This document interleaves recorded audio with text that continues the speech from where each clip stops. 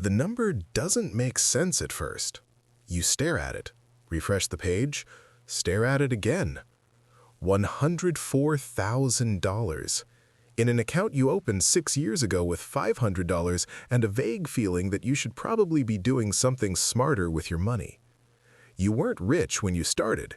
You're not rich now by most definitions. You have the same job, the same apartment, the same life, but something is different.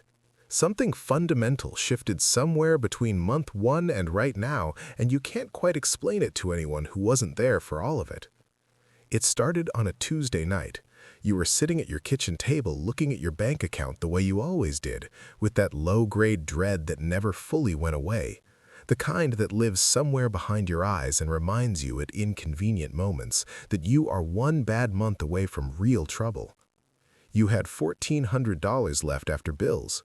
You needed $900 of it for groceries and gas and the things that just cost money no matter how careful you are.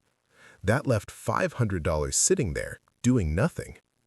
You had read something that week about a man named Benjamin Graham, an investor from the 1920s who lost almost everything in the crash of 1929 and then spent the rest of his life figuring out exactly why.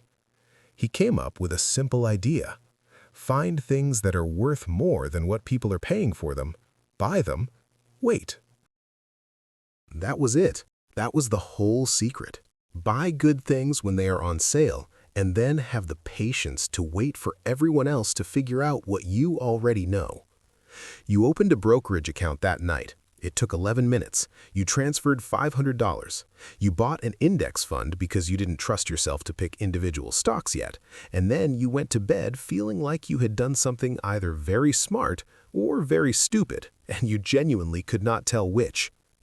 Month 2, you almost didn't do it. Your car needed new tires, $400 you weren't expecting. You looked at your budget and found the $500 anyway. It felt insane. It felt irresponsible. You transferred it anyway, bought more of the same fund at a slightly lower price than the month before.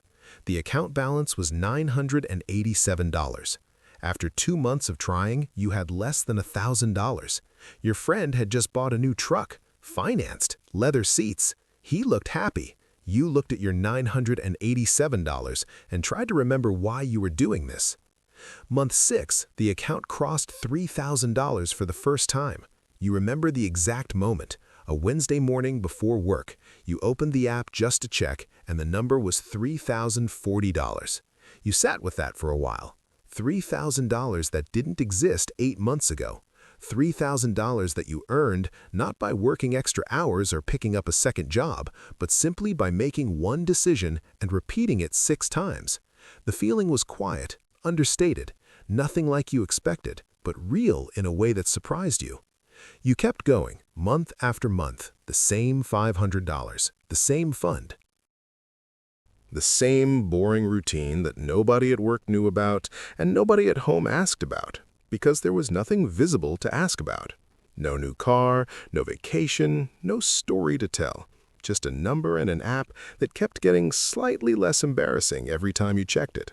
Then the market dropped. Not a little, a lot. 30% in 3 months.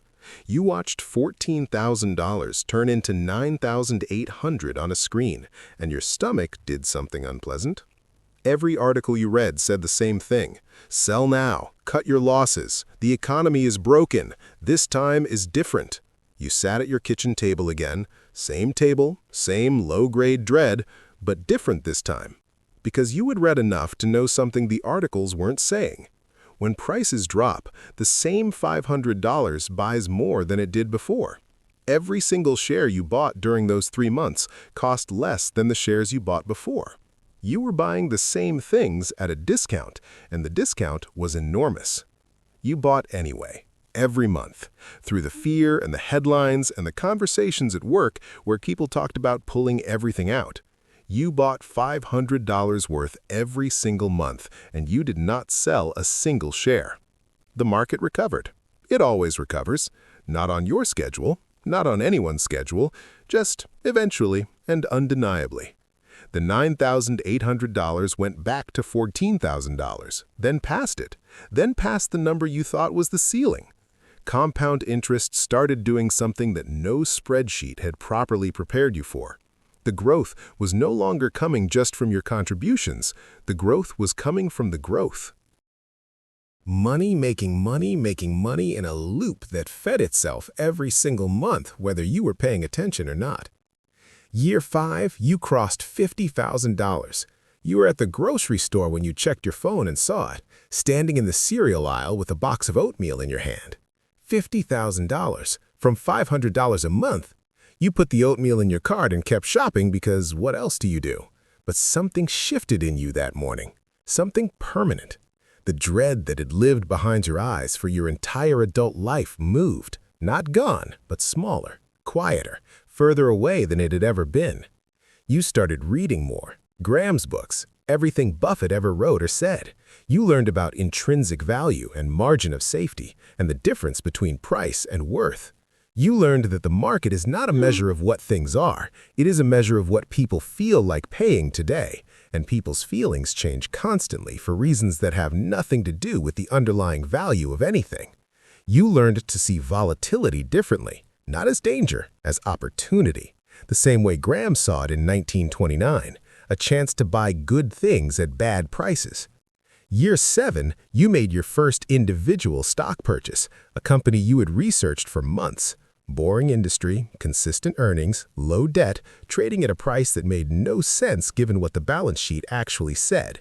You bought $3,000 worth, not because you were gambling, because you had done the math, and the math said the price was wrong. 8 months later, the price corrected. You sold at a 40% gain.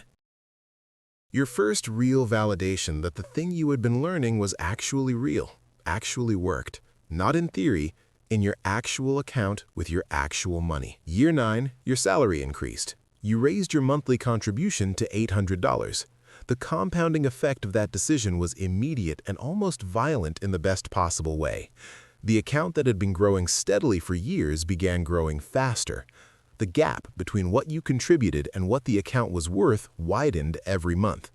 You were no longer the primary engine of this account's growth. Time and compound interest had taken over. You were just along for the ride now. Year 10, a Tuesday morning. Same kitchen table, same coffee. You open the app the way you have opened it hundreds of times before. The number is $104,000. You check it again. You do the math in your head. You put in roughly $60,000 over 10 years. The account is worth $104,000. The market did the rest. Time did the rest. Graham's simple idea did the rest. You don't call anyone. You don't post about it. You sit with it quietly the way you have sat with all of it. The $987 in month 2, the crash that turned $14,000 into $9,800, the $50,000 in the cereal aisle. You sit with $104,000 on a Tuesday morning and you feel something that takes you a while to name. It is not excitement. It is not relief. It is something quieter and more permanent than either of those things. It is the feeling of having made a decision 10 years ago that your future self is grateful for.